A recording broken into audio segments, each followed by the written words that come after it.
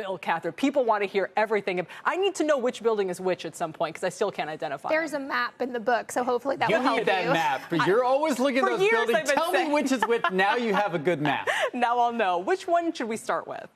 Let's start with 220. It's the one that has defied all the odds. Despite the market turmoil, it just keeps posting record sales no matter what. And this is the Vornado property? This is the Vornado property. Yeah, it's a limestone tower. It's actually the smallest of the bunch. It was sort of designed to replicate 15 Central Park West, which was one of the most popular buildings in the city when 220 was conceived. Ken Griffin bought there for $240 million. Dan Ock, Sting, lots of major names. How many of these people stay? I mean, this is one of the things I want to know. I feel like everybody buys these towers, they live in them for a day, or they don't even go there, and then I don't know what happens. Well, Robert, fill us in. Well, that's the thing about 220 that's so unusual. New York always has an it building, right? The building that everyone who's a billionaire has to live in. First, it was 740 Park. Then it was 15 Central Park West. Now it's 220. And it's interesting, you had these 5 towers. 3 of them, I think, are actually taller than 220. And yet, what do you think it is about 220 that made it the it building? I think it was the developer. He really took a very unique approach to marketing this building. He did no marketing, essentially. He said, this is a private club, this is a country club. I'm going to really pay attention to who gets to live here.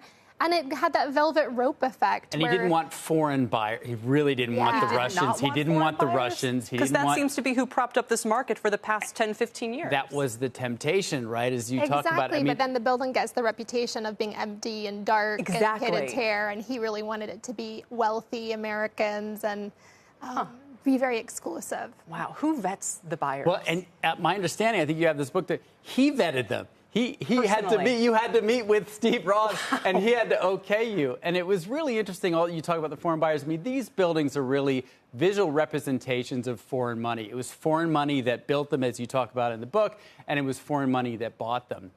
Now you've got the mansion tax. You've got this new rule from Treasury that looks into money laundering. So it's harder to stash your money in one of these towers.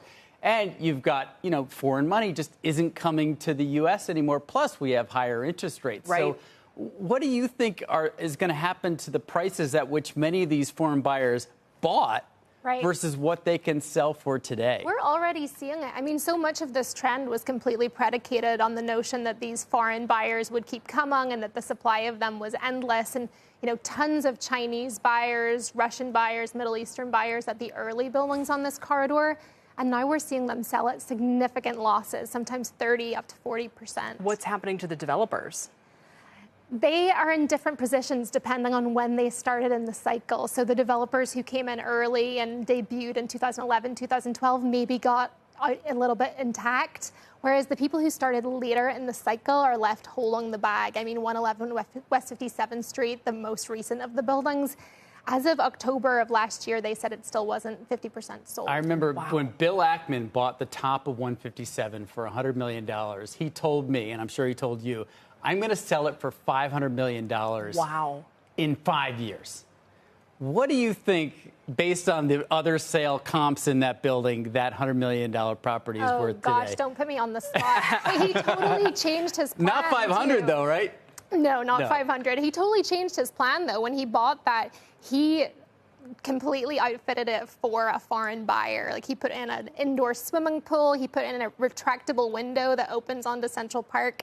And then a couple of years ago during COVID, he said, you know what, I'm going to make this a little bit more homey, a little bit more somewhere where I want to live. I didn't realize the market changed. I know my husband isn't watching, so I'm going to say right now, I'm getting this for him for Father's Day. Like, I just think there's so many details about the actual real estate trend. Bill Ackman's apartment? That's what I thought she Catherine Karg, Robert Frank, we very much appreciate it. The book comes out tomorrow. Pre-order it, everybody. Thank you for your time and for joining us.